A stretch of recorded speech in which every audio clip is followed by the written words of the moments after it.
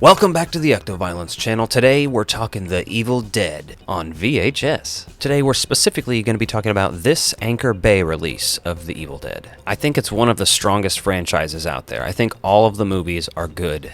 I just did a review of Sam Raimi's Spider-Man from 2002 on VHS, and I figured, you know what, I'm going to do Evil Dead. So I think it's time to go ahead and pop this tape in. Of course, we get a beautiful Anchor Bay logo right at the beginning. And the interesting thing here is there's no trailers, there's no other Anchor Bay, plugs promoting other VHS releases.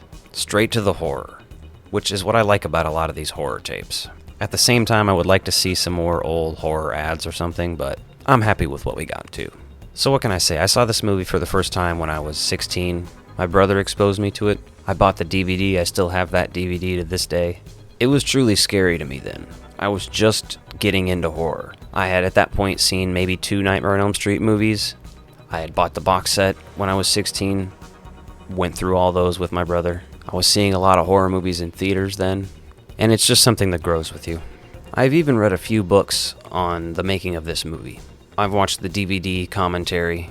One of my favorite things is the shaky cam that they use in this movie. Essentially, a camera mounted to a 2x4 with 2 people walking through the woods, each holding an end of it. A fact that a lot of you probably already know is that this 1973 Oldsmobile Delta 88 of ashes is also Uncle Ben's car in the 2002 Spider-Man. And it also makes a small appearance in Drag Me to Hell. I love Drag Me to Hell, by the way. These fissures on the side of the road at the beginning are Sam Raimi and Robert Tapert. Robert Tapert being the producer. There's the fun thing in The Hills Have Eyes, right? They have a torn Jaws poster. A lot of people know about this, you might. And then in here, we have a torn Hills Have Eyes poster. And then in A Nightmare on Elm Street, Nancy is watching The Evil Dead. And unrelated, but later on in Donnie Darko, he goes and sees Evil Dead at the movie theater. The Necronomicon. This movie's the only reason I have a copy of this thing.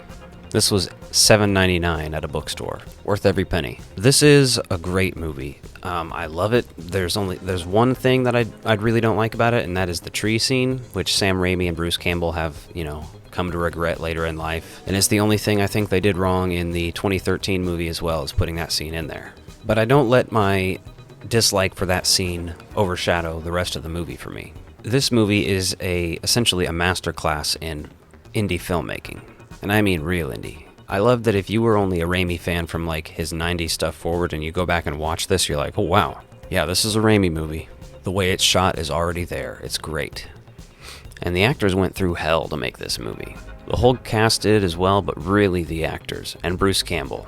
Most of this was shot in Tennessee in a cabin in the woods where they stayed while they shot the movie. They got sick, they got injured, they didn't have plumbing, they didn't have showers. It was terrible. They filmed all the cellar stuff in Robert Tapert's basement in Detroit.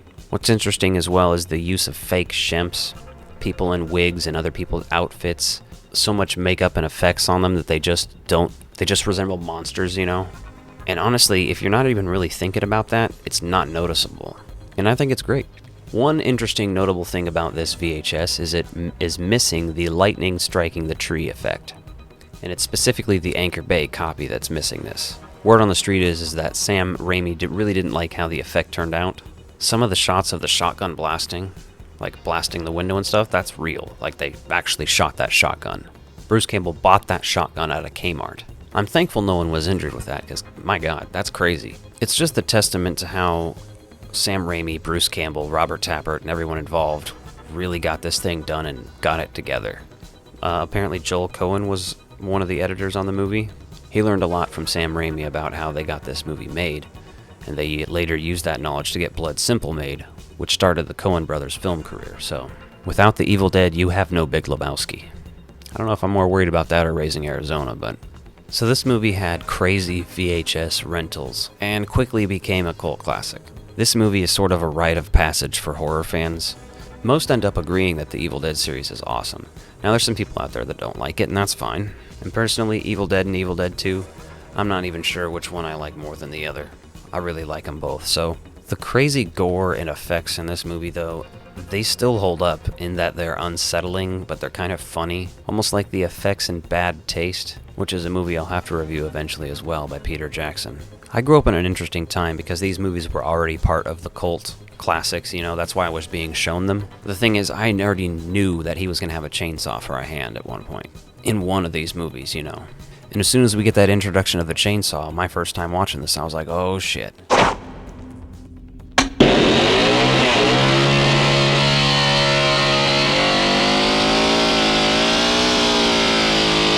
And it kind of worked out that it was more of a tease for the next movie, At least from my perspective then. We are going to give The Evil Dead 4 out of 5 hearts, because I love it. I definitely think if it's something you haven't seen and for some reason you're watching this video, go watch this movie. Because if you watch this, you clearly have an interest in it, and you clearly have an interest in horror movies. And if you're a fan of it already like me, tell me about your first time watching this movie. That's what's always interesting to me, is people's first time experiences with a movie. And if you like this video, please remember to like and be kind, subscribe. Thank you for watching.